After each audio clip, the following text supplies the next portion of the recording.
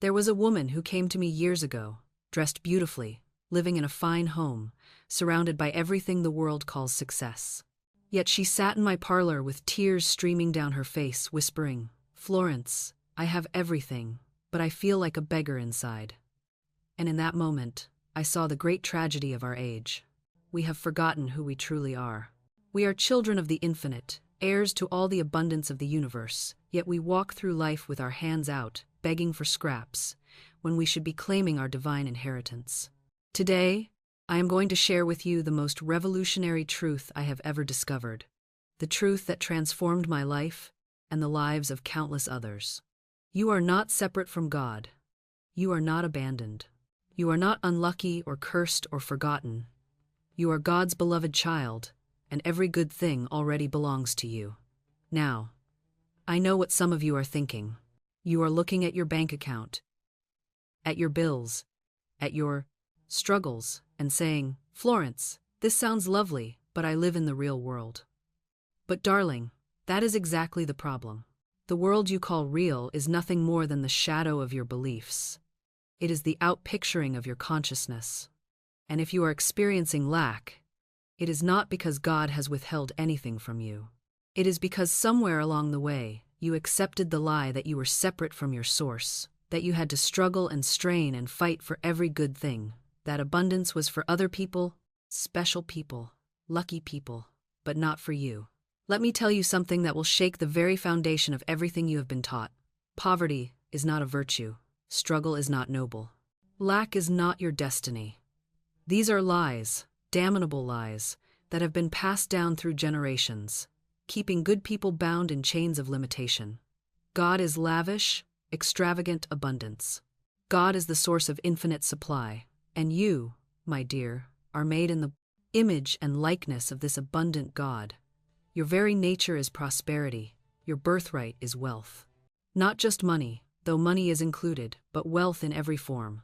Love, health, joy, peace, opportunity, creativity, and yes, more than enough material supply to live beautifully and give generously. I spent years studying metaphysical law, ancient wisdom, and the teachings of the Christ, and I discovered something so simple it is almost laughable. The entire universe operates on one principle: as within, so without. What you claim in consciousness must manifest in form.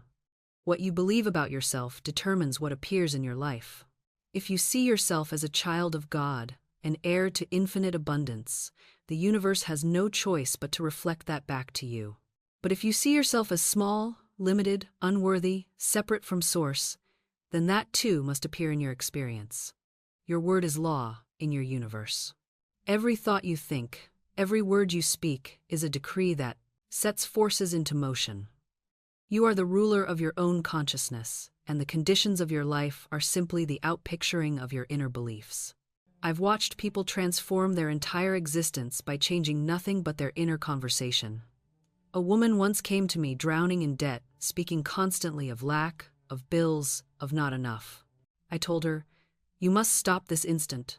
Every word of poverty is a command to the universe to bring you more poverty."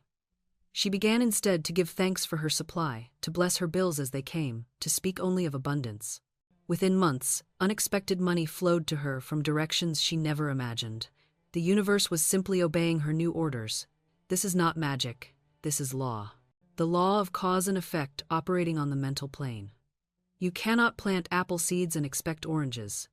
You cannot plant thoughts of limitation and expect abundance. You cannot speak words of sickness and expect perfect health.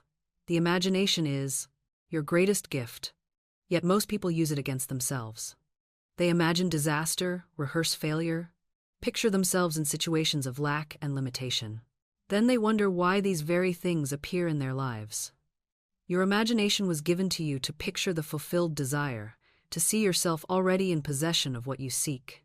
When you imagine with feeling, when you enter into the joy of the answered prayer before it manifests, you are impressing the subconscious mind with the pattern of success. I knew a man who desired a specific position in his company. Every night before sleep, he would picture himself sitting at that desk, performing those duties, receiving congratulations from colleagues. He felt it real. He gave thanks for it, as though it were already accomplished. Within 3 months, the position opened unexpectedly, and he was the only one considered for it. He had built the invisible pattern first, and the visible world had to conform. This is your work, not to manipulate, not to force, not to struggle, but to build the invisible framework of your desire through your thoughts, your words, your imagination. The outer world is simply the shadow. Change the substance, and the shadow must follow. Most of us have been taught to work backwards. We've been told to fight the shadow, to struggle against circumstances, to push and strain against what is. But that is like standing in front of a mirror, furiously trying to change your reflection without ever adjusting your own face. It's exhausting, it's futile, and it's the reason so many people give up on their dreams. The spiritual law is clear. Nothing can come into your experience unless there is first a mental equivalent for it. You cannot attract what you cannot mentally accept. You cannot demonstrate what you do not inwardly embody. This is why affirmation without realization is powerless. You can repeat 1,000 times, "I am wealthy," but if underneath those words there is doubt, fear, or a contradicting belief that money is hard to come by, you will block the very thing you desire. I remember a woman who came to me desperate for money. She needed it urgently, she said. But every time she spoke about money, her voice became tight, her face tense. "Money never stays with me," she confessed. "I get a little and then it's gone. I'm just not lucky with finances." Do you see what she was doing? She was instructing her subconscious mind to reject prosperity. She was building a mental equivalent of lack, and the universe, faithful as always, was giving her exactly what she believed. I said to her, "You must stop claiming poverty. Every time you say, 'I don't have enough,' you are commanding your affairs to conform to that image. Instead, give thanks for God's abundance. See yourself as a channel through which infinite supply flows freely." She began to practice this faithfully. She stopped recounting her troubles to everyone who would listen. She stopped scanning her bank account with dread. Instead, she would say, "God is my unfailing supply, and large sums of money come to me quickly, under grace, in perfect ways." Within weeks, completely unexpected opportunities began to appear. A debt was forgiven. A new source of income opened. The money came not through strain, but through her changed consciousness. This is the secret most never grasp. Your inner world creates your outer world, not the other way around. You cannot solve a financial problem on the level of finance alone. You cannot heal a relationship merely by changing the other person. The real work happens within. And this is where most abandon the path. They want the quick method, the formula, the 5 steps to instant manifestation. But consciousness cannot be rushed. It must be cultivated like a garden. Let me tell you about a man I once knew. He was brilliant, educated, capable, yet every business venture he touched seemed to crumble. He would blame the dong, economy, his partners, bad timing, always something external. One day, after another failure, he came to me exhausted. "Why does this keep happening?" he asked. I said, "Tell me what you truly believe about money and success." He paused. Then quietly, "I suppose. I've always believed I don't deserve it. My father lost everything. I watched my mother struggle. Deep down, I think I'm afraid that if I succeed, I'll lose it all like he did." There it was, the invisible belief, running his entire life like a silent program. We didn't work on his business strategy. We worked on his consciousness. Every day, he repeated, "I am a child of the infinite. Success is my divine right. I release all fear of prosperity." It felt false at first. The words seemed to mock him. But he persisted. 3 months later, an opportunity appeared, one he would have dismissed before as too good to be true. But his consciousness had shifted. He said yes. That venture became the foundation of his wealth. You see, the universe is always speaking to you, always offering. But if your consciousness is tuned to lack, you cannot hear the abundance. It's like standing in a room full of light with your eyes closed, insisting it's dark. So how do you open your eyes? How do you tune the dial of your consciousness to the frequency where abundance already exists? You start by watching your words like a gardener watches seeds. Every word you speak is a seed planted in the invisible soil of spirit. And that soil is generous. It doesn't judge your seeds as good or bad. It simply grows whatever you plant. If you say, I can't afford this, you're planting seeds of poverty. If you say, money never stays with me, you're instructing the universe to create that exact experience. But here's what I learned. Words aren't just casual things we toss around. They are times decrees asterisk. They are spiritual commands. When you speak, you are legislating your future. I once knew a woman who was deeply in debt. Every day, she'd say to anyone who would listen, I'm so broke. I'll never get out of this hole. And the universe, being the faithful servant it is, said, your wish is my command. Years passed, the debt remained, new debts piled on. Then one day, something shifted. She learned this truth. She stopped speaking lack and started speaking abundance, not as a lie, not as fantasy, but as recognition of spiritual reality. She began saying, I am a magnet for money. My supply is endless and immediate. At first, it felt strange. Her mind protested. Her bank account hadn't changed yet, but she persisted. She kept speaking it, declaring it, not begging, not hoping, times knowing asterisk. Within 6 months, unexpected checks arrived. An old debt someone owed times her times was suddenly repaid. A new opportunity appeared that tripled her income. Did the universe suddenly decide to favor her? No. She simply changed the station. She tuned her consciousness from the channel of lack to the channel of abundance. And the supply that was times always there, times could finally reach her. This is not magic. This is law.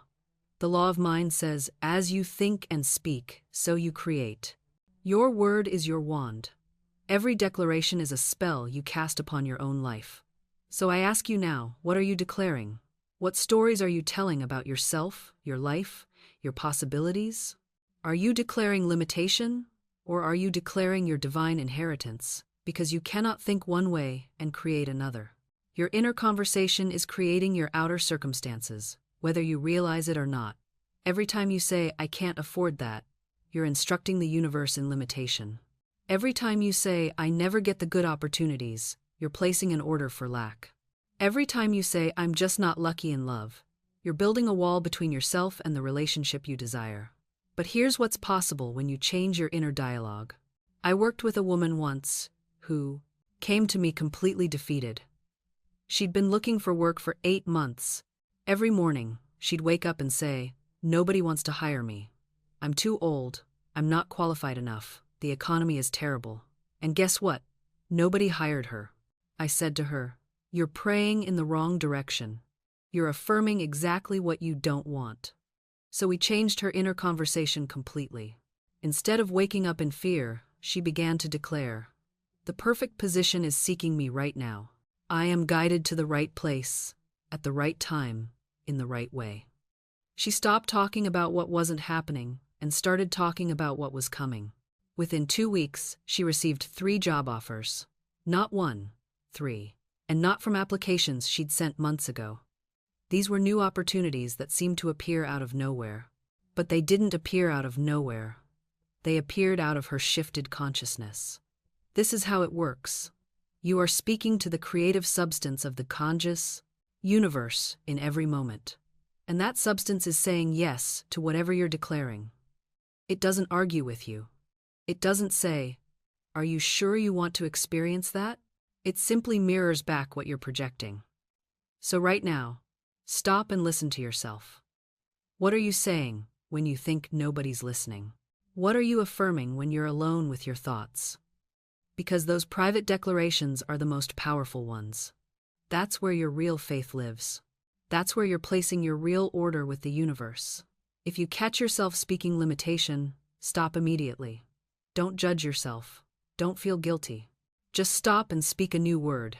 Interrupt the old pattern with a new declaration. Say out loud, I take back that word. The truth is, I am divinely guided and divinely supplied. The truth is, everything I need is already provided. Watch what happens in your life when you stop complaining about money. Watch what happens when you stop saying, I can't afford it, and start saying, how can I afford it? The universe doesn't hear your excuses. It only hears your dominant thought. And if your dominant thought is lack, Lack is what you'll receive, pressed down and overflowing. I knew a woman who complained constantly about her old furniture. "It's so shabby," she'd say. "I hate looking at it." She said this for years, and for years she never got new furniture. Then one day, I taught her this principle. I said, "Bless what you have.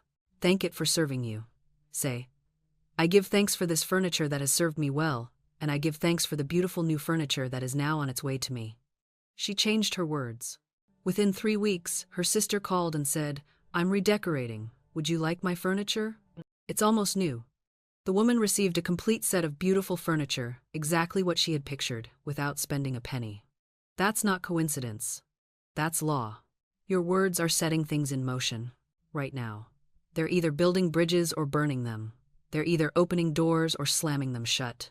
Now, here's something most people don't understand about the spoken word. You can use it to heal the past. Yes, you can actually go back and neutralize old words that you spoke in anger, in fear, in ignorance. You do this through denial and affirmation. Let me explain. Suppose you once said something terrible to someone. Perhaps you cursed them. Perhaps you wished them harm. Those words went out into the invisible, and they're still active. They're like bullets you fired that are still traveling, but you can call them back. You can say, "I now neutralize and render powerless every negative word I have ever spoken about this person or this situation. I cast this burden on the Christ within, and I go free." This isn't just positive thinking. This is metaphysical law. You are the only one who can undo what you have done with your words. I once knew a man who had cursed his business partner in a fit of rage. He said, "I hope you fail at everything you do." Soon after, his own business began to fail. Everything he touched turned to dust. He came to me in desperation. I told him, "You cursed yourself. Your words boomeranged. Now you must bless your former partner and release him completely." He did this. He said, "I bless you and release you. I wish you success and happiness." Within days, his own business began to recover. Within months, he was more prosperous than ever before. You see, you cannot hold someone in your mental prison without being imprisoned yourself. When you free others in consciousness, you free yourself. When you bless your competitors, you open the way for your own supply to flow. This is not weakness, this is the highest spiritual wisdom. I once knew a woman who had been hurt deeply by a former friend. The betrayal was real, the pain was justified. But she carried that resentment like a heavy chain around her neck. Every day, she replayed the scenes in her mind. Every conversation somehow circled back to what that woman had done to her. And mysteriously, her own life began to mirror that same energy. People began to betray her trust. Opportunities fell through at the last moment. Friendships soured without clear reason. She couldn't understand why her life had become so difficult. I said to her, "You are giving that woman far too much power. She lives in your mind rent-free, occupying the space where your good should be dwelling. Until you release her, you cannot be free." She protested, of course.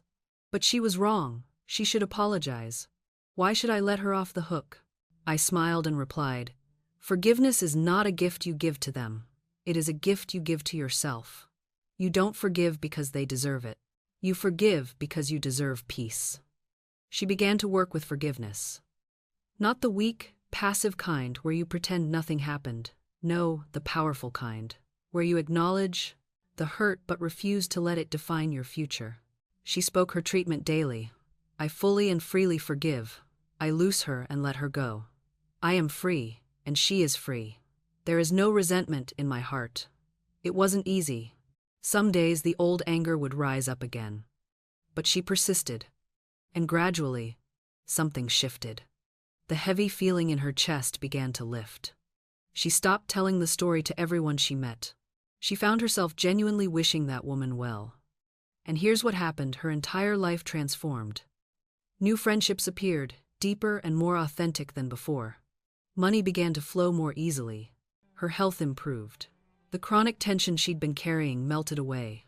That's the power of forgiveness. It breaks the chain. It stops the cycle. It sets everyone free.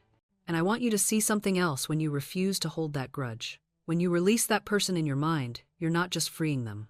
You're freeing times yourself, times from having to be the judge, the jury, the prison guard. Do you know how exhausting it is to hold court in your mind every single day? Reviewing the evidence, replaying the offense, sentencing them over and over again? It's a full-time job, and it pays nothing but misery. I've watched people carry grievances for decades, 30 years holding on to what someone said at a family dinner, 20 years nursing the wound of a business betrayal. And when you ask them about it, they can recite every detail like it happened yesterday. The exact words, the tone, the look on their face. They've kept it so fresh, so alive, that it hasn't aged a single day. But times have. They've aged under the weight of it. And here's what breaks my heart. Often the person they're holding the grudge against has forgotten the whole thing. They've moved on. They're living their life. And this person is still back there, guarding the tomb of a dead moment, making sure nobody touches their precious resentment. What are we doing?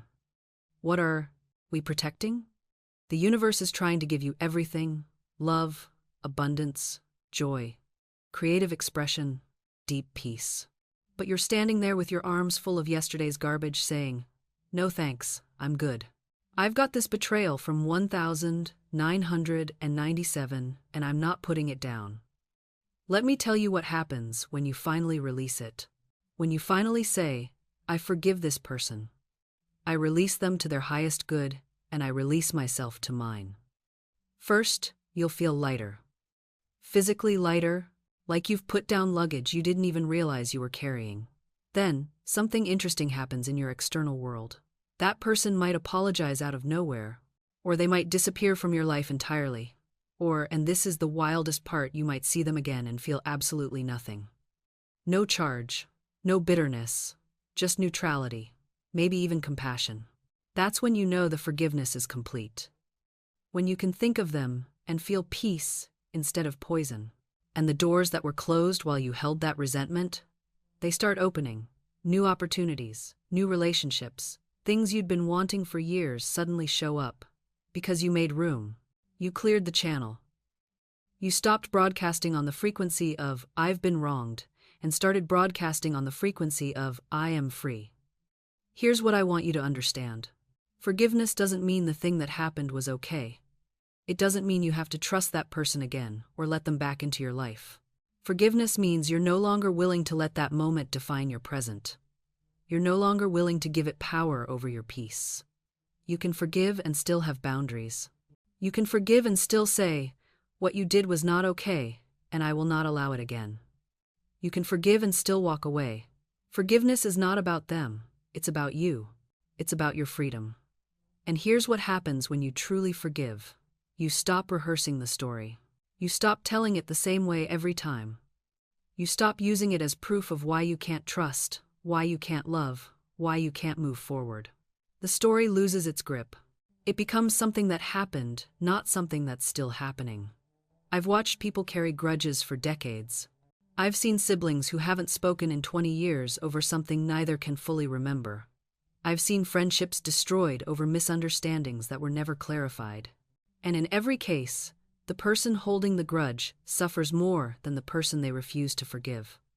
Forgiveness is not weakness, it's power. It's you saying, "I will not be defined by what you did to me. I will not build my identity around this wound. I choose peace. I choose freedom.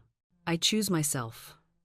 And sometimes, the hardest person to forgive is yourself. You replay the moment over and over. You think about what you should have said, what you should have done, how you should have known better. You carry shame like a second skin. You punish yourself with memories. But listen to me carefully. You did the best you could with what you knew at the time.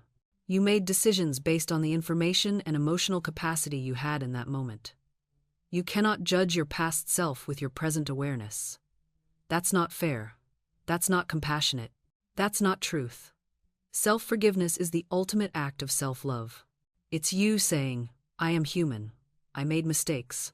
I learned, I grew, and I will not continue to punish myself for being imperfect." So today, I'm asking you to release one thing.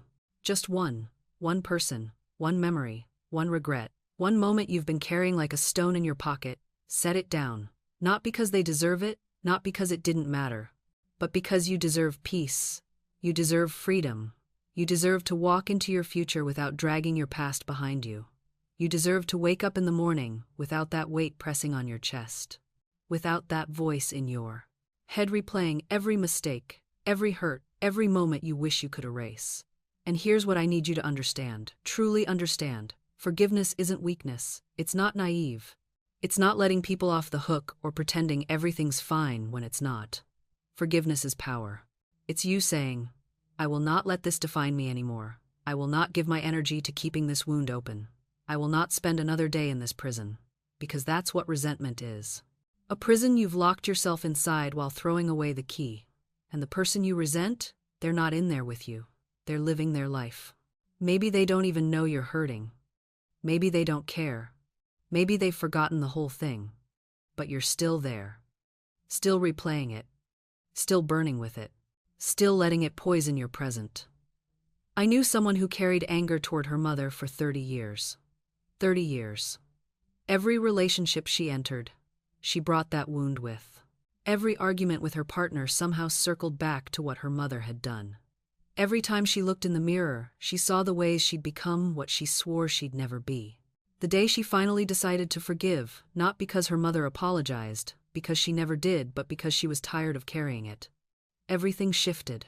She told me, it was like I'd been walking with a 100-pound stone on my back, and I finally just set it down. I didn't give it to anyone else. I didn't throw it at my mother. I just set it down and walked away. That's what forgiveness is, setting down what you were never meant to carry. And you might be thinking, but what they did was wrong. It was unfair. They should pay for it. You're right, it was wrong, it was unfair, and maybe they should face consequences. But here's the thing, your forgiveness doesn't erase that. It doesn't mean justice doesn't matter. It doesn't mean boundaries aren't important. It doesn't mean you, who have to trust them again or let them back into your life. Forgiveness means you're no longer willing to let what happened control your peace. You're no longer willing to let them occupy space in your mind rent-free. You're choosing freedom over bitterness. You're choosing your own well-being over proving a point. And that choice is an act of self-love. And here's what happens when you truly forgive.